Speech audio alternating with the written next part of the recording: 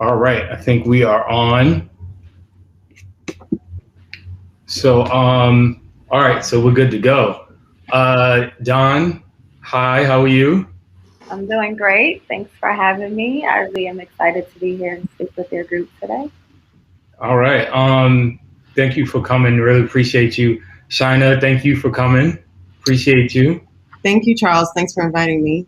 Absolutely. So everybody, Shina is going to be moderating, and we have an amazing guest today, Don. And Shina is the founder of Minorities in Sports. It's like a digital hub for people in the sports industry, and she's also adjunct professor at Georgetown University, and also what's the other school? West China? Virginia. West Virginia. Yeah. So, but we don't have a lot of time because it does have a hard stop at 1. So, China, you want to go on? Absolutely. Thank you again, Charles, for having me. And hello, everyone. I'm really excited to have this conversation. I wanted to introduce our fabulous speaker this morning, Dawn, who has about 19 years in the technology space and is a serial entrepreneur. But I actually want to let you intro yourself so I make sure I don't miss any pertinent information. Yes, I want to get into our questions. So I'm not going to own horn a lot, but it's Dawn Dickson of Pagane. I'm an inventor, serial entrepreneur. This is actually my 20th year. It'll be 20 years sometime in April will be 20 years that I've been an entrepreneur and founder. I've started 5 businesses since 2001. All of them, but one are still in business, so they're still doing well. Currently managing my company Popcom, which is the automated retail technology company. That's a business that I have raised over, I think at this point now today, $4.5 million. A big part of that through equity crowdfunding, but also raise money through venture capital, pitch competitions, angel investing accelerators, bootstrapping, business loans, and everything you can think about. So I really consider myself an expert in fundraising in general. And I'm just excited to be here and talk with Shina and just take any questions that you all have. And I would just love to even learn more about some of your businesses that you're working on. Yeah, so just to let everyone know, I'm going to ask Dawn a few questions, but we do have a hard stop at 12:55, so I would love to make this as engaging as possible for you all. So I would love for you all to jump in with questions as well. Just to start off, so we know as 2 Black women here on the stage, from an entrepreneur perspective, a lot of us don't have resources coming in when we decide to start a business. A lot of us don't have our dads giving us $1 million check to start. I would love for you to talk a little bit about your journey, how, what made you decide to become an entrepreneur, but more so, how did you keep your business running, especially in the beginning with, what I'm assuming is not too many resources? Yeah, definitely. So starting my first business in 2001, there were actually no resources. There was anything that exists today that it was not there. So it really was something that I had to figure out on my own. At the time when I got the idea for a job at Nationwide Insurance in Columbus, Ohio. And what's really prompted me to start my business was that there was a problem that I was experiencing that I couldn't find a solution to. And all the companies that I've started, that's where they came from, me wanting to solve a problem that I was experiencing. And then I would do further research and realize that I'm not the only one that has these problems. And there was no one solving them with a solution that fit my needs and other people's needs as well. And I believe that all the good businesses are born from a pain point, and specifically a pain point that the founder experienced. So that's kind of how I find myself continuing to start businesses. Even though I say I'm done, then I'll come across a problem and need to solve it. But you're right, Shina, resources as far as capital resources, virtually almost non-existent back then. So I didn't have $1 million dad investment, but my dad did invest $10,000 in my first business in 2001, which was really good and was all I needed to get the business going. And then from there, I capitalized my first business through revenue, which I believe is the best way to fund your business is through sales. We talk about and we glorify a lot, especially in the media, about how much money that companies are raising. but we'll talk about as much as about the revenue and profits that these businesses are generating. I know so many Black female founded businesses that are making millions of dollars a year that have not got an investor and are not raising any money. But we don't celebrate these companies because they may not be tech, or they may be in the industry or the clothing or fashion, but they're generating millions. So, I've capitalized my businesses through pitch competitions. As I said, when I needed money, I would get out there and just get on stage and try to win those checks. And I've won about $250,000 in pitch competitions. I definitely took out business loans, personal loans. I raised money from accelerator programs that invested in me to help me really further along my business. Venture capital, as I said, and then crowdfunding. So I believe that founders have to be very useful and be willing to do whatever it takes to fund their businesses and move them along, even if that means leveraging your personal credit at times when you need to. Yeah, great. And I would actually love to dive into the revenue point, because I think that is such a great and important point, especially when you come to female founders of color, right? We are statistically the least likely to get any investment. So to me, I feel like we're the best entrepreneurs out there because we have to figure out how to scrape and scrimmage for nothing. Yes. So from a revenue perspective, what tips can you give to help elevate your business so you can bring in that revenue? Aside of just like, I have product X, I want to sell it. You froze a little bit, but I'm guessing. Okay, there it is. You froze a little bit, but I was guessing what tips, to bring that revenue in. And it may be my connection, because I'm getting an alert. So if you have some challenges, just let me know if I'm talking and something breaks up. But I certainly would recommend that before you get into any type of business, you definitely date your market and know who you're selling to. Really narrow down on who are the people that want your product. Where are they? Where are they shopping? Where are they looking? What social media sites can you find them on? And it really varies. It depends. With my company, Flat Out of Heels, I started in 2011. This is going to be our 10-year anniversary in April. And back then, these platforms that exist today did not exist. There was no TikTok. There was no Instagram. So we really focus on meeting our audience on, I think, Pinterest and Facebook and Twitter. So we were trying to find out where are women shopping. We were also on Amazon, and we were trying to figure out where are women who go out or who are business travelers, where do they shop? And we make sure that our product was there, and we were placing ads and targeted ads through Google AdWords just to be able to drive traffic to our site.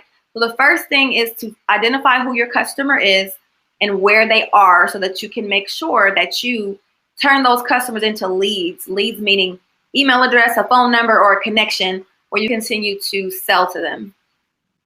Sounds good. So I do want to go back to funding for a little bit, because obviously now there are a million opportunities for grants, especially since the summer and COVID hit. I feel like every day there's a list coming out with like 50 new grants.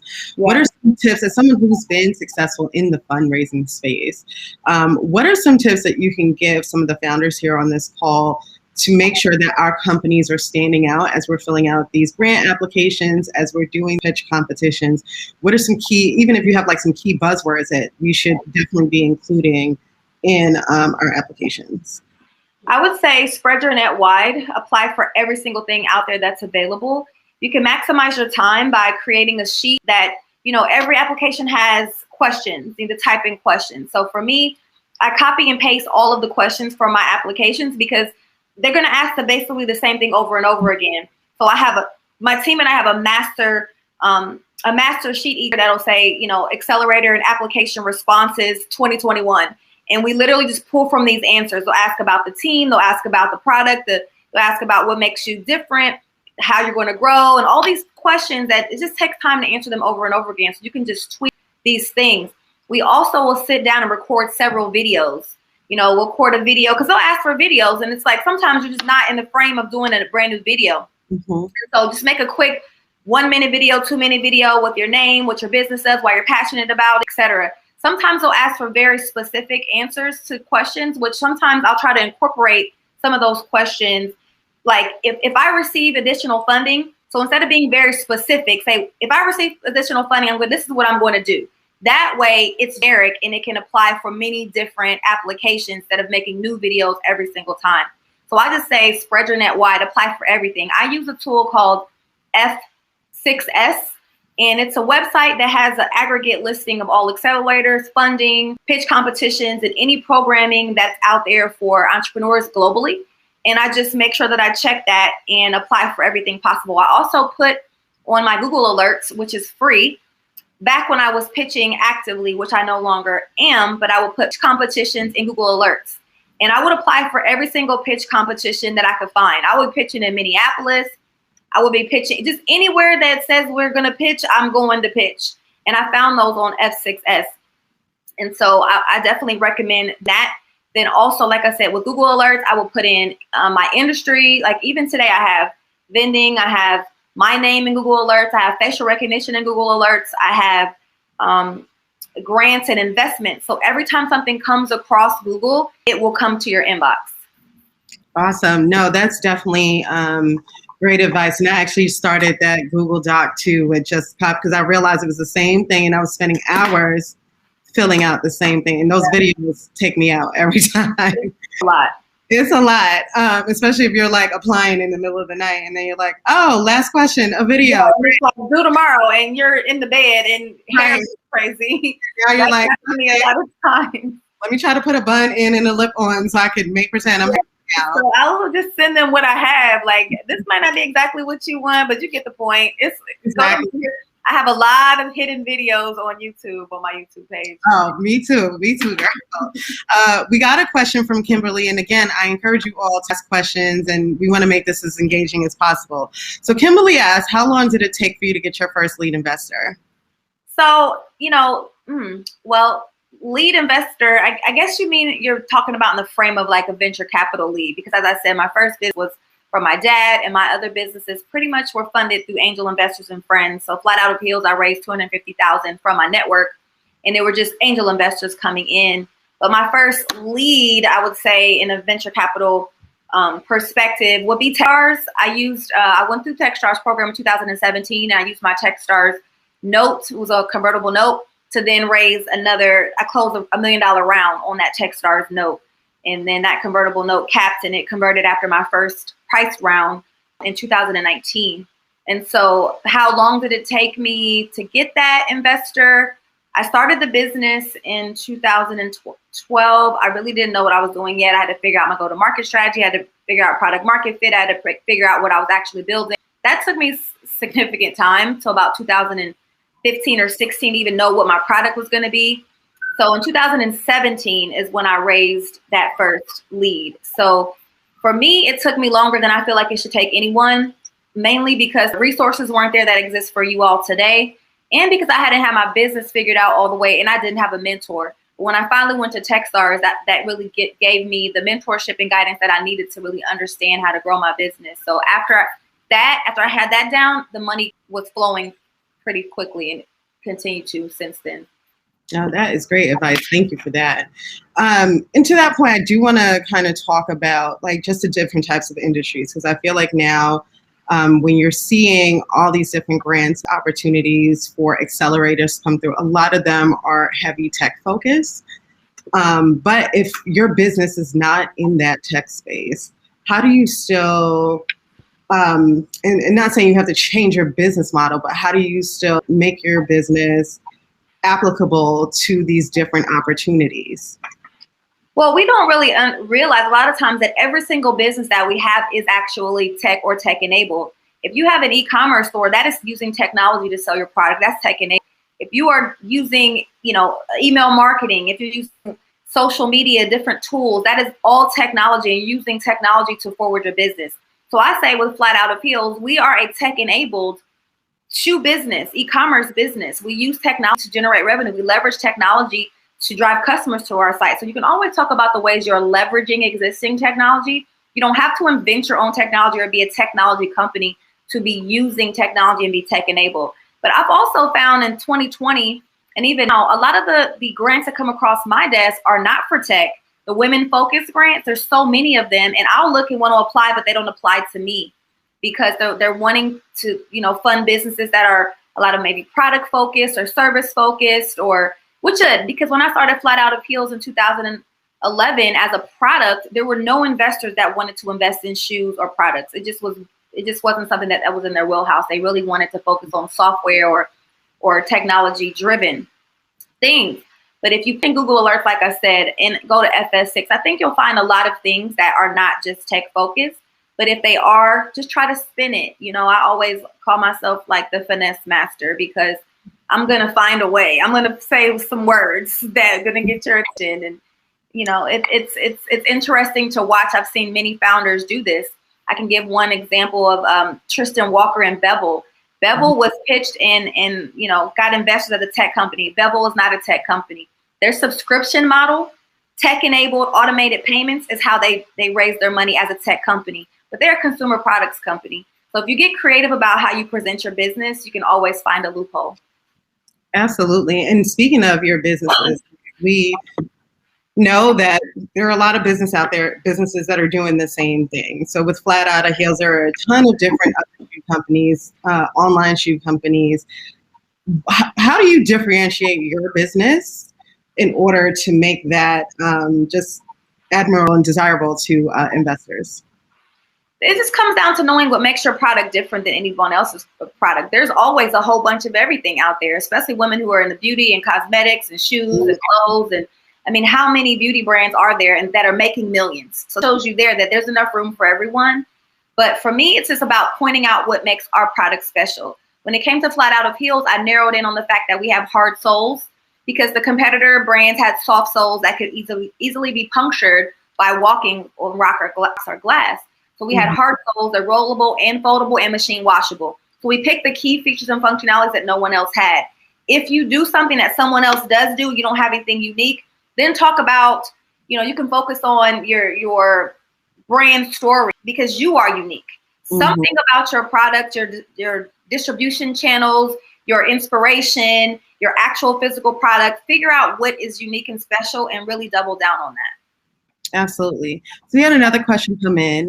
Do you think that being on platforms like The Breakfast Club or featured in magazines help to drive your business or help with fundraising? So I have raised millions before The Breakfast Club. So I didn't have that. So I can do it without it. But absolutely 100%, those platforms pushed me forward once I got access to them. I realized that not everyone can get on The Breakfast Club or be in magazines, and it doesn't indicate you're more successful than someone else. There's a lot of founders that are generating a lot more and raise a lot more than me that are just not out in the forefront. So don't let that discourage you. It's what the question was about. You can definitely still raise money and definitely tap into your own personal network. But if you can find a way to get press, and I recommend do not hire a publicist and do not pay for press. If you can find a way to get press by making organic connections with journalists, then I recommend you definitely do that. Oh, that's great. We got another question from Natasha Green. What was a regular day like for you when you were only focused on selling to customers? How did you buckle down and get on the calls and get your script on point? Well, the thing is, like, as you probably know, like, that's why she put it in quotes. There's no such thing as a regular day, but it's certainly prioritizing things for that day. And even though now I have a sales team, a business development team, I still am making time to call our customers and thank them.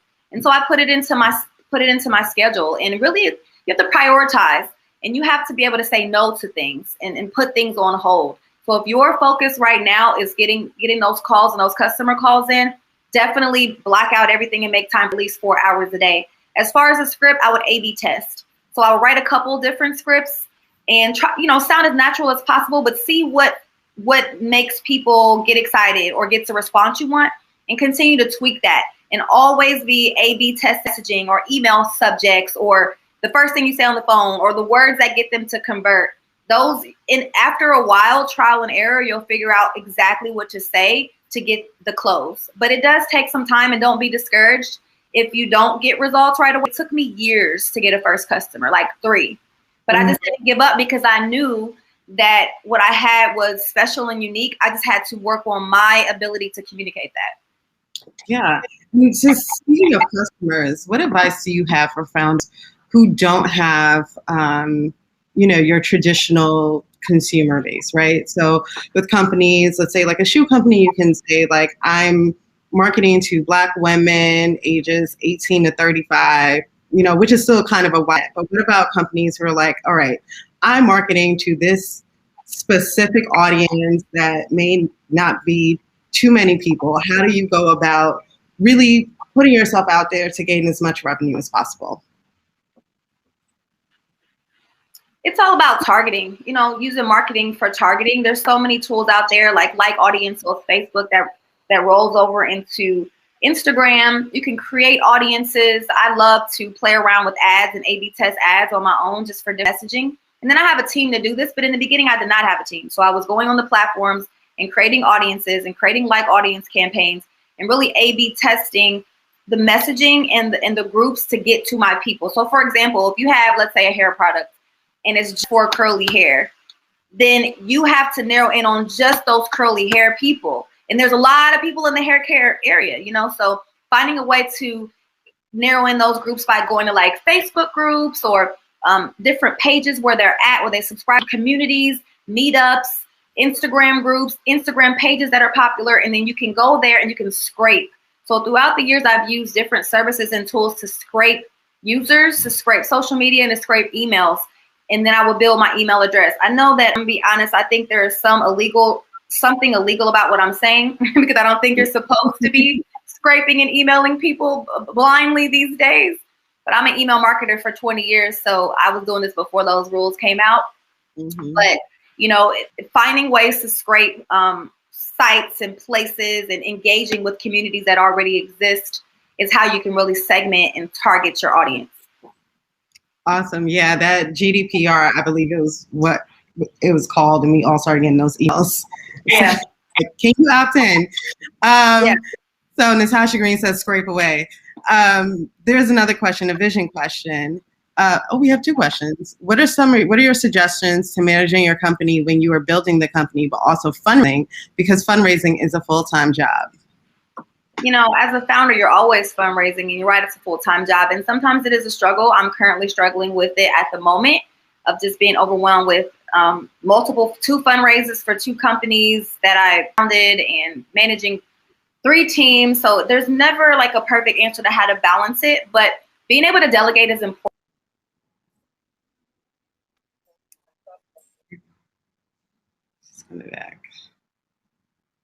So yeah, like I was saying, please continue to ask questions. I think we only have about 15 minutes left before we have to kind of end this. So please, I would love for you all to get all the questions that you have. She's obviously super successful, so this can be a learning experience for all of us here on this call. So please, please, please ask all the questions that you have and you can think of.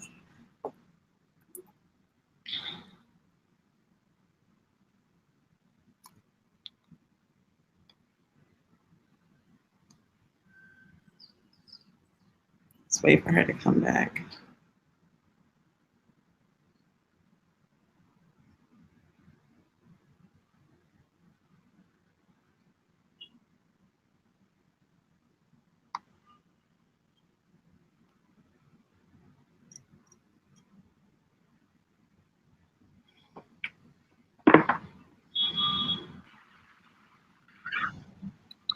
I'm back. It literally kicked me off. It said someone else signed in under my sign-in. It just kicked me straight off. Look at the hacker not trying to let us be great today. I have the answer still. I was saying that trusting and being able to delegate to your team is important. In the beginning, my entrepreneur journey, I was definitely not trying to delegate. I was like nervous about giving people things. I felt like my way was the only way. But that is a hindrance, because then you'll realize that there's many different ways to do one thing. And if you trust people, they'll get it done. It may not be the way that you get it done, but delegating is so important. And just, again, setting your boundaries. I'll tell my team, I have to focus on fundraising. I need to block off 2 or 3 hours a day to just do investor calls or follow-ups. And it's very difficult. It's not easy. Fundraising is not easy. It's not easy for anybody. It's hard for everybody. Even though we see these numbers that white men get this much money, it's still hard to fundraise, but they just have a better chance. They have more options, but it's still very hard and it's very competitive. So I would just say, be gentle with yourself. Don't be discouraged. You're going to hear a lot of no's. They're not going to get it. They're going to say things about your business that you're like, did you read my deck? Like, what are you talking about? Like, did you even know what you're talking about? I feel that way all the time. But I just say, you know what? Thank you for your time. And eventually you'll get those people that really get it and want to come behind you. They are out there. There's somebody for everybody. The same way as dating, like there's an investor for everybody. There's someone that gets you, but it's just a matter of finding them. And we have a big world out there. So don't limit yourself to your city, your town, your state, or your country. Always globally when it comes to your business. Yeah, no, I definitely had that. Did you even read my deck conversation like 2 weeks ago? Are you asking me that? Call themselves giving me feedback. It's just like literally everything you're saying is like word for word in the deck. Look at 7. We have another question from Natasha Green. It's a vision question. So besides solving for the pain point, was there another deeper why for you to want to be an entrepreneur? Another driver, and as I think about Simon Sinek and other deeper purposes. Why? Simon Sinek, one of my favorites. The why, definitely the why. And my why has always been creating generational wealth and having freedom for myself, like always. And we learn as we become successful that freedom is relative because I'm a CEO and that's a job. I'm an entrepreneur, but I am employed. I have a job. I have to work. I'm not just walking around like, oh, I want to get off today. I want to go to the beach. Like, no. I'm not exactly free, but I'm doing what I love. And, I can drive my career myself. But my why has always been wealth creation and for my family and generations after me, because I studied where wealth came from. I was always really fascinated as a young person to understand how people are wealthy, where the 1% got their money from. And it's from investment, inheritance, and entrepreneurship, and those are things we didn't have investment. Or, because we couldn't invest for a long time. Inheritance, we weren't allowed to own property. Our grandparents might be the first generation to be able to really own land. So entrepreneurship is a leveling playing field, as we see demonstrated from the women, Madam C.J. Walker and the other young woman that I can't remember her name, but she was really the first one before her. But we see that is an opportunity for all of us. So I was really interested. That's awesome. Next question is from Carolyn Pitt. Would love to hear some of Dawn's time hacks.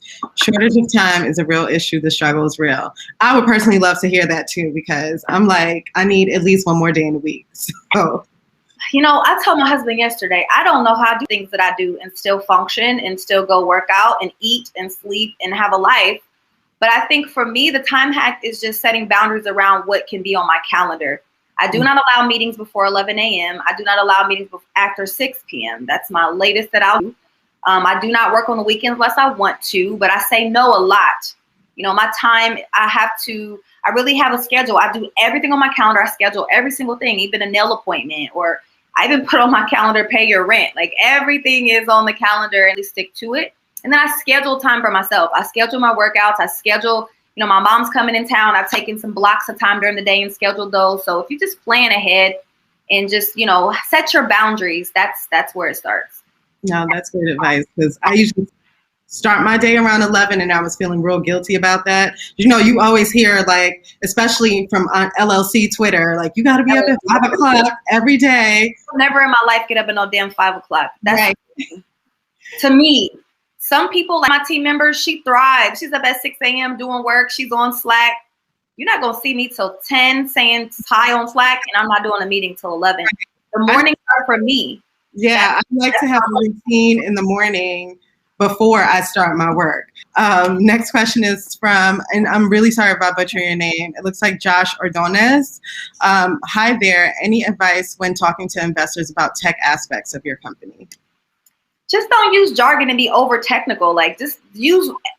My rule is this: if you can explain it to a kindergartner or your grandmother, that's the words to use. If they want to deep dive and dig into the tech, you can schedule a separate technical meeting for your tech team to get into that, that's very specific. But keep it high level. Focus on the product, functionality, the features, and why those features are helpful to your customer. But just don't dig in. I mean, I never talk about my stack. I don't even have it memorized all the time. I'll forget it. I'm just going to be honest with you. I went to school for tech, but if you ask me, what's your stack? I know we're on LAMP stack. Sometimes I don't remember. Because I'm the CEO, I'm running the strategy. You want to know about the vision and strategy? Talk to me. You want to talk about the deep tech? I have a team for that. Yes. Next question comes from Melissa. Are you using AI to connect to leads? My team is. I can't get into it specifically because I don't know. But they recently asked me to approve them buying some tool that is definitely generating leads using AI. I don't know what it is. I could ask and send that back to the team. But I recommend leveraging every possible to automate lead generation, to automate follow-ups, to automate onboarding, automate as much as possible. That's where the real freedom comes in for you and your team. Yeah. Next question is from Natasha Green. Relationship question. How did you navigate the entrepreneur lifestyle and also building companies? Is your partner a builder also or opposite from you? Yeah, my husband's an entrepreneur. He's actually crazier than me, which I didn't think was possible to be having so many businesses, because I have like literally 5 now. But he's like me. So we'll get up in the morning, good morning, and I might not see him all day except for passing through the kitchen or something. So it works to find someone that is aligned with you. You know, when they say equally yoked, that's so important, because I don't think that a person who wasn't an entrepreneur could understand my work ethic and my drive and just, you know, how I move. But I do know entrepreneurs that are married to non-entrepreneurs. There are challenges that exist there, but I think if you're really going to be focused on your business for the next years and you want to balance that with family life, I have a daughter, she's about to be 17. It's just a matter of making sure that you upfront let people know how your lifestyle is and your expectations. And I was just very upfront with my husband when we met about my lifestyle, how I want to have my be, and if he could fit in there. I like to move around, I like to work remotely. Before COVID, I worked all over the world remotely. I couldn't date someone that just sat at the same place 9 to 5 because I wouldn't see them. So I think it's just important to be always transparent about what your wants and needs are. And if it doesn't align, okay to walk away. Yeah, that's real. And it looks like this is our last question, which is great because we're right on time. So we know on Clubhouse now, everybody loves these 60-second pitches on Clubhouse. So what do you recommend for a call to action, your 60-second pitch? And when you're just pitching and you can just say, it depends on what you need, right? If 6-second pitch, are you looking for customers? Are you looking for team members? Are you looking for money? The call to action is, what do you need right now? Sometimes I would do a pitch and I say, listen, we're building our team. We're hiring for this, this, and that. May not be raising money. Right now, we're doing a clubhouse with my team. I think tomorrow. I hope it's not today. Tomorrow, and we're calling out to retailers. And our call to action is, we're looking for retail sign up for our Pop Shop Local program to sell products in our machines. So I think that the 60-second pitch should be catered towards your audience and your need for that day. There's no cookie cutter pitch. You really have to know who you're talking to and what you want from them. Awesome. Well, that's all the questions that I had. Does anybody else have any other questions before we let Dawn go? Anybody? Okay. Everybody for following and supporting. I'm reading the comments. Thanks for checking out my pages. And if anybody invested in Popcom, thank you. If anybody has flat outs, thank you. I really appreciate it. And I really do. I would like to be more, just continue to be engaged with the accelerator program in the future. So I'm just happy to take, if there are any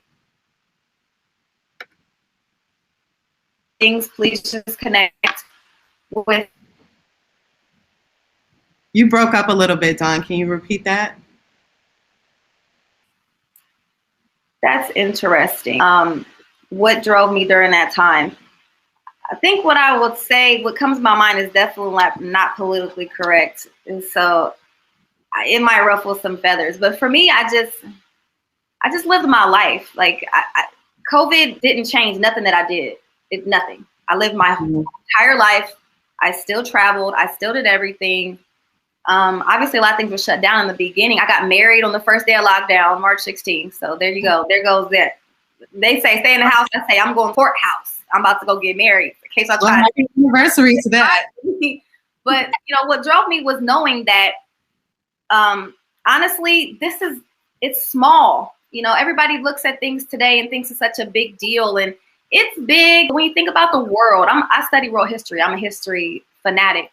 This isn't the worst thing that's happened on this planet, and humans have gotten through it. This isn't the worst thing that's happened in this country, and we've gotten through it. We're going to get through this too. It's inevitable. We're getting through it now. We see it. So when COVID hit and everybody's panicking, I'm like, this shit going to be over in a year, and I'm going to still be rolling, and I'm going to double down, and I'm going to try to pivot and make sure that we're on the other side of this. And I need to look at what the world's going to be like in the future when people don't want to hug each other, touch each other. They don't want you to cough. What's that? How my business is going to adapt to that world. And that's what's important. How are you going to adapt to the future? But I think COVID is a distraction. I think the election was a distraction. And I don't buy into distractions. I stay locked in and focused at all times. No, I love that. And I think like the adaptation part is real too. It's just learning. And I feel like, especially for a lot of women founders, we figured out how to adapt because that's what we've been doing for the longest. We don't have the easy road of just coming out with the company and then getting investors and that moving forward. So again, Dawn, thank you so much for your time today and to speaking to the Accelerator program. I don't know if, there goes Charles. So, Hey, back on. Yeah, Don, thank you so much.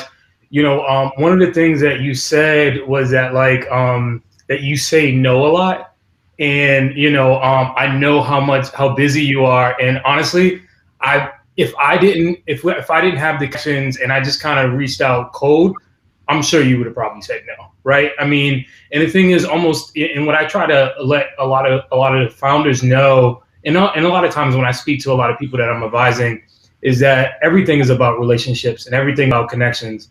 So, you know, if I didn't reach out to Neela, you know what I'm saying, and then, you know, make that connection, and then also, you know, we know Don, I mean, not Don, Dion. Yeah. So, and like, you know, so, I mean, I definitely appreciate you saying yes to us.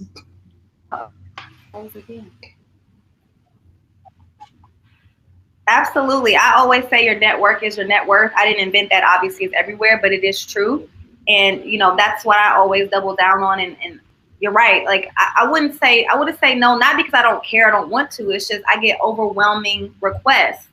And my network, I do give, you know, preferential, because my network are those who were there when I didn't have this, I guess, notoriety currently. I mean, I've been Dawn Dickson for 42 years. People just started feeling like I was popping like in the past 2 years or so. But people who have been there all along are the ones that I, you know, definitely appreciate and definitely align with. Yeah, and I remember when I was like originally about to connect with you, one of my other good friends, Blythe Robinson, she was like, oh my God, I know her. She's amazing. She's like, I invested in her business a bunch of times. You know, so and I want to let you know I invested in your business as well. Thank you. Absolutely. You know, you got to support your people, you know? That's what I believe as well. I do. I invest in a lot of companies that I see come across crowdfunding. It really levels the playing field and allows us all to support each other in a way. So I'll put, you know, whatever I can into companies just to give them that encouragement and to move forward. So maybe another time we can talk deeper about fundraising, or even I can share with you my fundraising course for you to share with your group. So we should talk later too, Charles, about how I can continue to support you further. Okay, thank you. I definitely appreciate that. Absolutely. So especially as we continue with this, with the accelerator, you know, I mean, I have big plans for the accelerator going forward. So, yes. You know, let's definitely talk some more. Okay, and everyone have an amazing rest of your day. Have a great weekend, and I just look forward to engaging with you all in the future. Absolutely. Thank you. Bye. Dawn, Shauna, thank you. Appreciate you guys. Thank you, Shauna. Thank you, Charles. Bye. Yep.